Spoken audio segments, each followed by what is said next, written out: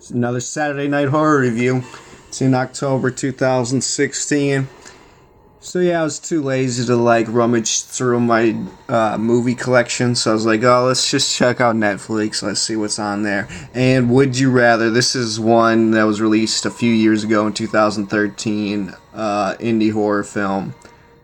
Jeffrey Combs from Reanimator. Yeah, that's like one of the best, most menacing performances in any horror movie is his role in that. So, and he's had a lot of horror movies since then, and he puts on another good performance in this one. And the lead girl is Brittany Snow from the Prom Night remake and John Tucker Must Die, and overall this is a pretty watchable movie. It's in the vein of like torture porn, essentially, and No, it's not. Oh yeah, that's El Mid. He shook off his lethargy to make it to one of these videos for once. But overall, it's a very good movie, and watchable. I enjoyed it. 3 out of what, 5? So introduce like the whole characters and setting and concept. Okay, so basically it starts out with her. She got a little brother. He's got cancer, or son, or whatever. And it's her brother. It starts off like it's like the foundation of a hospital, and the guy's like, "Hey, I'll invite you to my party." And she's desperate, but she's still honorary we play a and game, angelic. And someone wins, and they get taken care of a house and money and everything, and we'll fix up your boy. And as you can imagine, Jeffrey Combs is the one who puts this proposition out to her.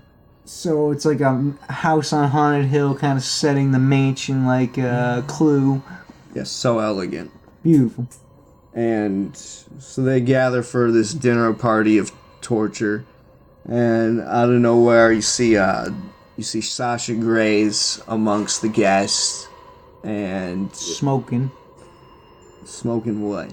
Smoking hot. You were gonna say smoking hot? Okay, yeah. No, she was smoking a cigarette. And you're like, yeah, Sasha Grey's in this, and the finale is gonna be like ass to ass with like a razor blade dildo or something. Yeah. And not to be salacious here, but that's a horror is. This is a real stretch for her because she's not playing a lecturess. Anyways, they don't even establish all the other characters' motives of what they need money for. It's just like mainly the main character's motive. They only tell you that she needs everyone money. needs money even if they have money. Anyways, so you know who else is among the guests? The guy who plays in Home Alone, the father of Kevin. Yeah. Oh. He gives him one chance to leave, and the warm-up was, offer him $1,000 to drink the wine because he was an alcoholic and didn't drink anymore. Or he's like, I'll give you $5,000 for to drink this whole thing of bourbon or whatever, the finest scotch. It was $50,000 to drink a decanter of scotch, which he downs within a few. Then he's like, all right, well, scenes. it's time to watch, or he's like, it's time to start the game, the real game. And they thought they're already playing, and then it just becomes like, they could have been more elaborate with the different games, and some of them lasted, a good long while, and just, but right, it seemed watchable. Right.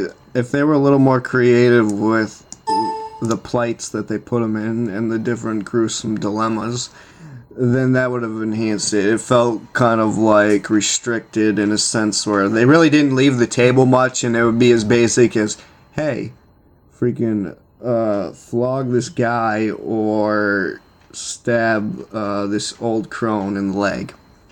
What I didn't like is how they would all have to do, like I like the random one where they had to pick the card with a random thing on it, like the firecracker blowing up in his hand. I don't know why it caused him to die though. It must have shocked his heart like a heart attack or something.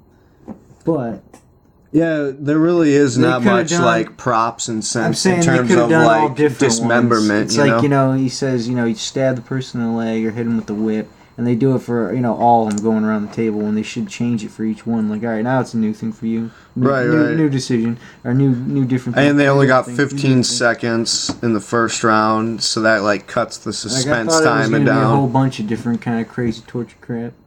But it wasn't really. I mean, it's pretty repetitive. It would be like a stage where everyone would go through, and it would be like, okay, electrocute yourself or electrocute the person next to you.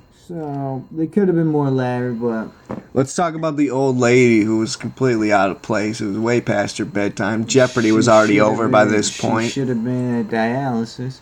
She probably was at dialysis earlier that day, or had to go the next Bled day. out then, and then came to this dinner and didn't think she was gonna bleed out here, but she did. Right, she gets stabbed in the leg. They're like, "Well, you're already And then paralyzed the Vi anyway." is, like, makes her decision. Like, she seems all noble. Like, I'm the Vi in the wheelchair. I'm the old lady. And she They don't know who Vi is. She stabs. When he says Vi, he's talking about our grandma, because that's what it reminded us. us. I'm just using it as a metaphor. Yeah, anyways, completely. Grandma, she picks up the pick and stabs what? Sasha Grey, right? Or the main character? Yeah, it's Sasha Grey. Sasha Grey's the one that stabs the main character. Right, instead of her being... And they could have made her looking more hotter. Like, come on. Instead of her being licentious, she's just really selfish. She's just a sad sack of bones goth. Like, Selfish. almost sadistic in her almost with no empathy that she brought to the game. It was just like, She's okay, a piece of execution ass so I could get out of here. Just to be hired to be like, look, it isn't a game. And then at one point... They're trying to kill everybody. Right, at one point you're like, okay, why didn't these people just walk away if they're being forced to, like...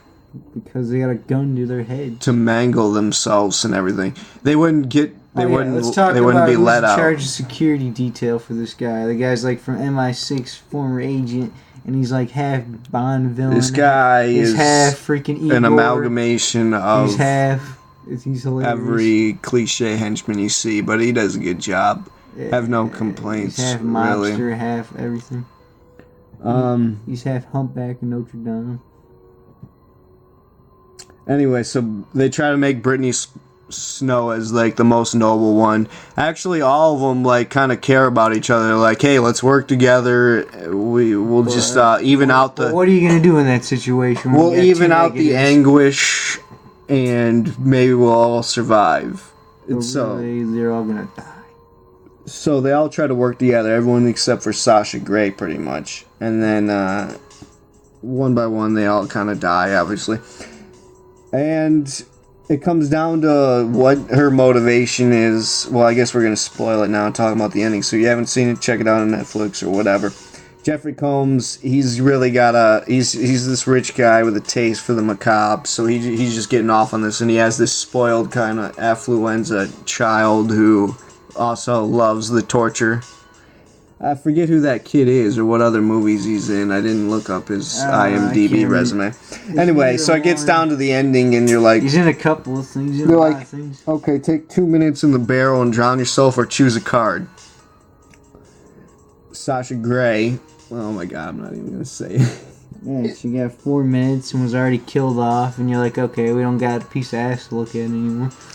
Brittany Snow was still pretty hot in this. Anyway, Sasha Grey even stabs Brittany Snow in the rib cage at one point in this. It was pretty crazy. Which is like, they didn't even show like afterwards when the movie ended if she would even. She didn't get it cleaned up. When it comes to the end, they give her this box and they're like, "All your problems can be solved in here." They imply that it's like hundreds of thousands of dollars. Bag of money. I thought he said, "I'll give you a bag, giant bag." Yeah, we don't know how much. Then he was like, "And we'll contact you later to help." He's like, "You could either walk away scot free with this other guy who just sliced his eye, or you can kill him, get some money, and be taken care of, and be the winner." And she chooses to kill him, and she's like, "Okay, with my brother's saved." Old revolver pirate pistol. She chose family over the other guy. He's like, we could just be together. Here's the kicker to sum it all up.